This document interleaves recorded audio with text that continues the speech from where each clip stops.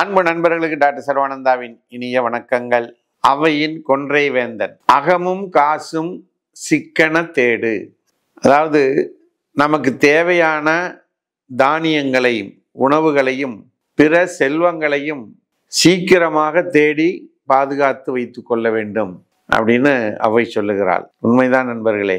உரிய காலத்தில் செய்ய வேண்டியதெல்லாம் செஞ்சு நமக்கு தேவையானதையெல்லாம் சேர்த்து வைத்து கொள்ளணும். இல்லைன்னா வயதான காலத்தில் கஷ்டப்படுவோம். நல்லது.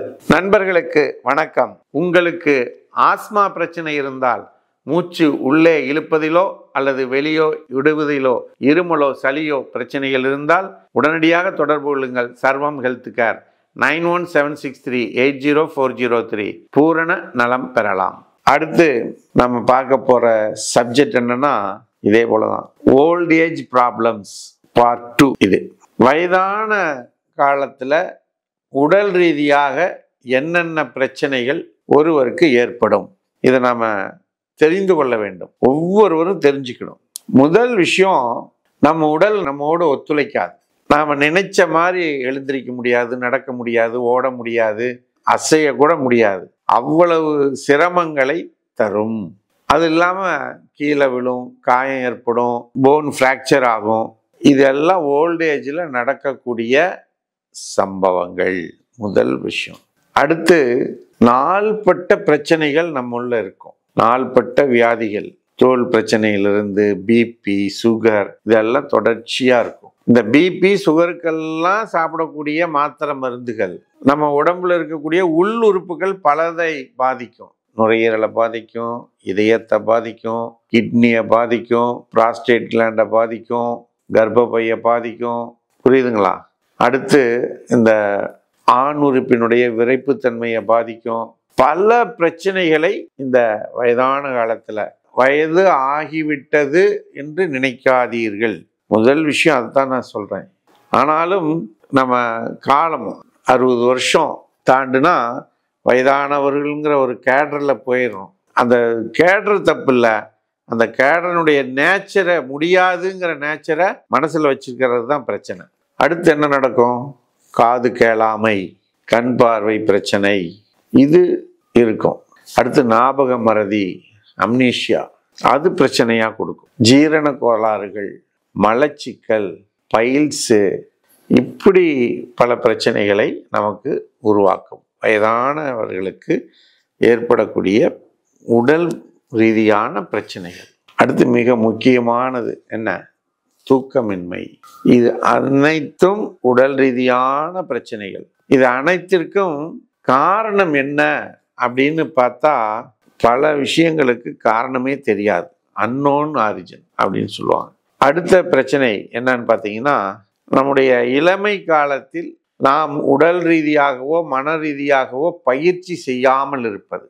உடலை சீராக்கி கொள்வதற்குரிய பயிற்சி, மனதை சீராக்கி கொள்வதற்குரிய பயிற்சியை செய்யாமல் இருப்பது மாபெரும் குற்றம்.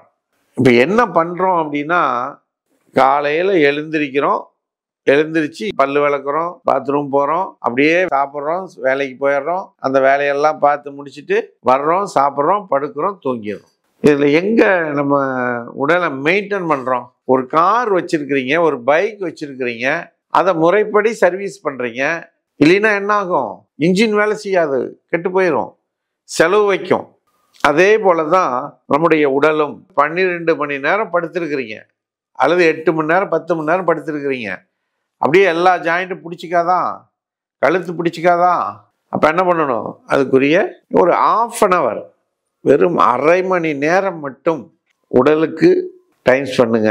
இன்னொரு அரை மணி நேரம் மனசுக்கு ஸ்பெண்ட் பண்ணுங்க. சரிங்களா? அடுத்து உணவு முறைகள். இன்றைய உணவு முறை அத்தனையும் என்ன ஆயிடுச்சு?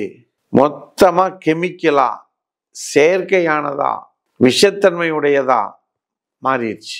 இதைத்தான் விரும்பி நம்ம சாப்பிட்றோம். இந்த உணவு வகைகளில் கட்டுப்பாடை கொண்டு வாருங்கள். ஆசைக்காக சாப்பிடாதீங்க, ஆயுளுக்காக சாப்பிடுங்க.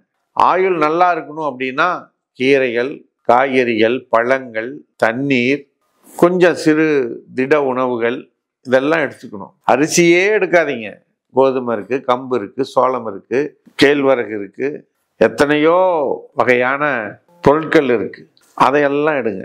அடுத்து சரியான விகித உணவுகளை சரியான நேரங்களில் நாம் எடுத்து பழக வேண்டும். அதாவது ஒரு 3/4 வயிறு தான் உணவு எடுக்கணும், ஃபுல்லாக சாப்பிடக்கூடாது.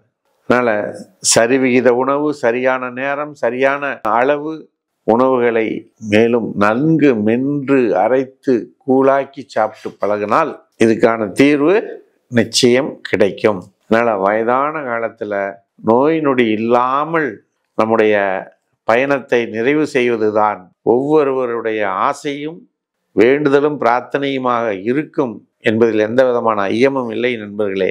அப்படி நம் பட்ட ஆசை நிராசையாக போகக்கூடாது என்று சொன்னால் நாம் மிகவும் ஜாக்கிரதையாக நம்முடைய உணவு முறைகளையும் உடல் பயிற்சிகளையும் செய்து மனதை மகிழ்ச்சியாக வைத்துக் கொள்ள வேண்டும் என்று கேட்டு வாய்ப்பளித்த சர்வம் யூடியூப் சேனலுக்கு நன்றி கூறி விடைபெறுகிறோம். நன்றி, வணக்கம்.